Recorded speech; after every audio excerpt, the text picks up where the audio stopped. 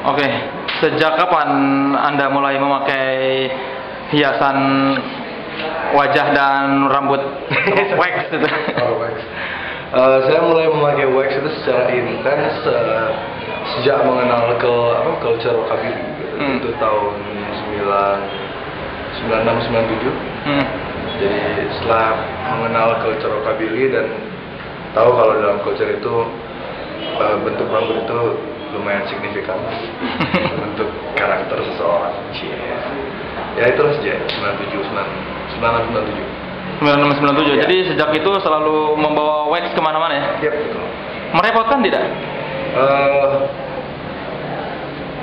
Untuk Indonesia yang negara tropis, sebenarnya pemakaian wax itu kurang ideal ya, karena wax itu kalau terkena panas dia akan meleleh dan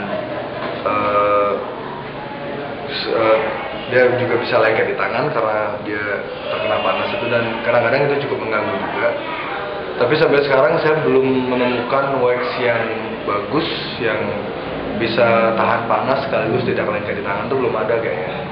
Jadi ya sebenarnya mengganggu sih. Berarti lebih baik repot tapi gaya ya daripada santai tapi nggak gaya. Lebih baik repot tapi gaya. Apa tadi pertanyaannya? Lebih baik repot itu bawa wax kemana-mana tapi tetap gaya gitu. Ya karena wax kan kecil, jadi tidak terlalu menyita banyak space. Kalau misalnya bungkus tempat waxnya gede itu mungkin saya memilih jadi anak metal aja. Kalau begitu apa persamaannya dengan anak-anak metroseksual? Oh gitu. Kalau culture wax itu kan sangat identik. Mereka sebenarnya bukan wax, istilahnya pomade ya, kalau rockabilly itu istilahnya pomade itu. Mereka lebih ke arahnya lebih ke old school. Jadi orang-orang anak-anak muda zaman dulu tahun 50-an itu kan rambutnya rapi-rapi semua, terus mereka selalu pakai wax.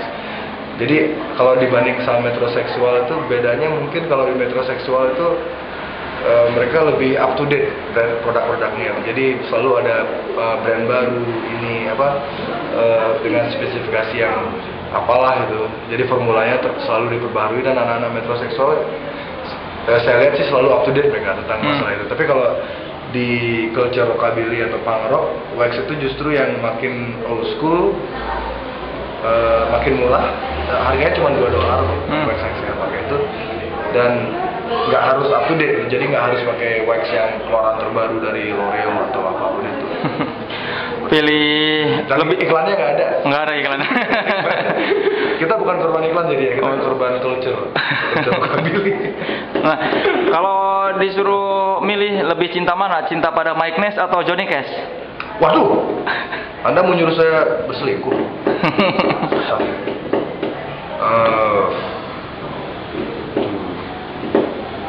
Cinta apa nih? Sebagai pria metroseksual. Mike Ness or Cass? Cass or Ness? Kalau gitu diganti aja pertanyaannya. Siapa yang lebih cool, Mike Ness atau Johnny Cash? Susah juga jawabnya tuh. Soalnya standar coolnya mereka berbeda, mereka berdua beda. Tapi gini lah, yang saya lihat ini, Johnny Cash tuh kayak mendekati mungkin Tuhan, dengan tanda kutip kalau saya lihat. Terus kalau Mike Ness tuh lebih kayak, bagi saya pribadi, is more like a figur ayah gitu. Itu menjawab gak? Cukup. Jadi seperti itulah. Jadi sama-sama respect, sama-sama cool sama mereka, tapi Johnny Cash levelnya lebih di atas, mungkin karena dia sudah melalui banyak hal, dan Mike Ness kan masih belum banyak yang dan saya ntar lagi baru ketemu sama Mike Ness. Dia udah nggak mungkin setelah ketemu statusnya dari seorang figur ayah merubah menjadi figur temen. Misteriusnya hilang. Ya bisa jadi. Bagaimana Mike Ness mempengaruhi seorang jering dan bagaimana Johnny Cash mempengaruhi seorang jering? Yang paling kelihatan sih dari cara penulisan lagu dan lirik, itu pengaruh. Terus ya, dan kalau dari penulisan lirik kan itu otomatis sudah mengaruhi cara berpikir jadinya kan. Ya seperti itu, jadi mempengaruhi cara berpikir saya secara musik, secara lifestyle, secara cara memandang sesuatu, perspektif, dan gaya berpakaian. Berapa banyak punya singlet putih di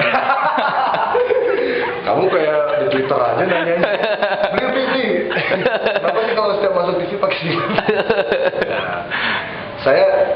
Nah ini juga salah satu culture rockabilly juga sebenarnya pakai singlet putih itu.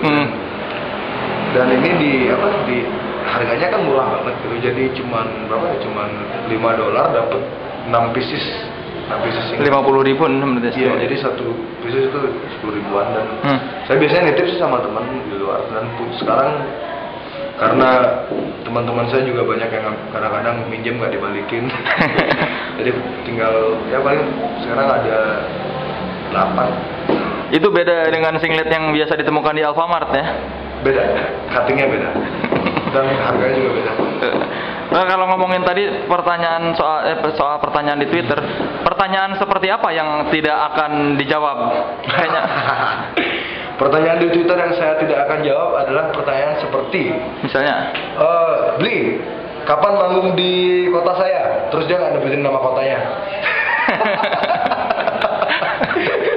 Terus yang kedua, apa ya? Beli agamanya apa? Itu biasanya saya jawab sih, tapi jawaban saya tidak menjawab pertanyaan dia gitu. Beli agamanya apa? Terus saya jawab Donald Bebek, Power Rangers. Terus yang ketiga, beli udah mandi.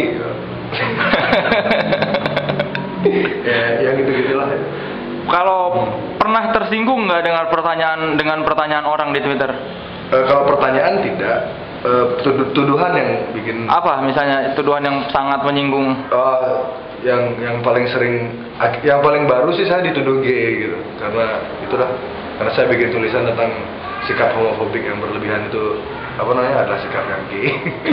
Jadi saya dituduh membela gay, terus ya biasalah konklusi Al-Latifatul yang berarti dia gay, dia membela berarti dia gay gitu. Itu yang akhir-akhir ini dan itu bikin saya sedikit kesal juga, malah kejantanan lu terusik karena dikira gay atau gimana? Apakah saya perlu mengambil foto saya telanjang dengan seorang wanita terus apa sih? Ya kayak gitu. Terus pertanyaan yang bikin kesal tuh kayak apa ya, kayak dituduh anti terhadap agama tertentu, terus dituduh tidak punya agama, terus dituduh ganteng. Ya dituduh dituduh pelawak juga kadang-kadang ngeselin loh. Soalnya saya kadang-kadang berusaha tidak melucu, tapi kenapa orang melihatnya lucu gitu. Jadi beli jago juga ngelawak ya, kenapa nggak ikut kenapa nggak jadi kayak Sule aja gitu, suruh jadi pelawak. Terus saya tersinggung loh dibilang gitu. Saya ini bukan pelawak. Tapi berarti waktu ngejawab yang kocak-kocak itu nggak disengaja ya? Maksudnya ya disengaja lah, tapi sebenarnya saya lebih ke arah gini loh. Saya tidak berusaha melucu, tapi berusaha berpikir di luar kotak. Kotak pakai S. Kotak. Kalau pakai K band. Jadi mencoba berpikir di luar kotak dan untuk beberapa orang mungkin nangkapnya lucu, tapi kalau bagi saya pribadi sih nggak it's not funny. Sebenarnya arah yang saya cari itu lebih ke smart. Okay. Apa yang membuat seseorang diblok dari akun JRX-ID? Oh, ada beberapa gini. Apa? Biasanya yang gini yang apa namanya? Yang langsung nuduh terus, tapi saya biasanya punya apa ya? Punya kayak batasan gitu ya. Kalau 2 kali nuduh terus tanpa alasan tuh dengan bahasa yang benar-benar apa ya?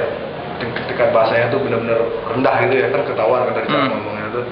Sekali 2 kali saya biarin biasanya, paling saya biarin. Tapi kalau lebih dari itu terus masih sama gitu gini ya, cara ngomongnya karena kalau kadang-kadang itu ngaruh juga secara nggak langsung gitu. Kalau kita baca walaupun kita nggak reply, kita baca tuh bisa bikin hari sedikit lebih murah.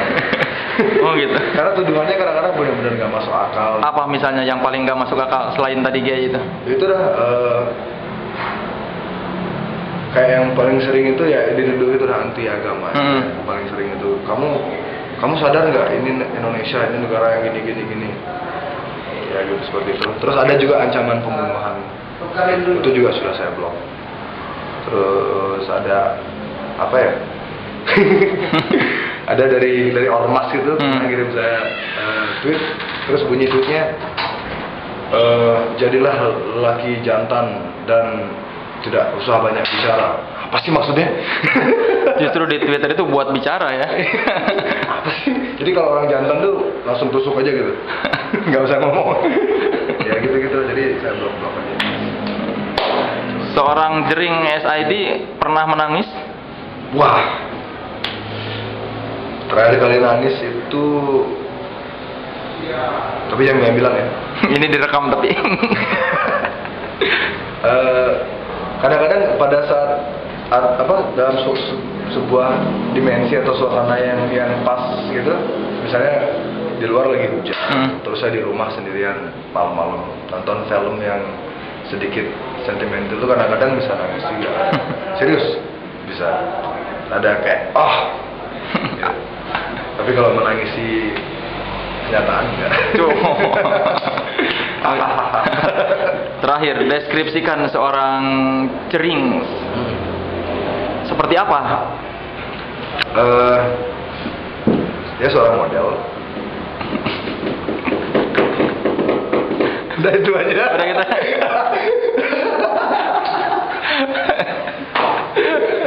Udah cukup. Nah,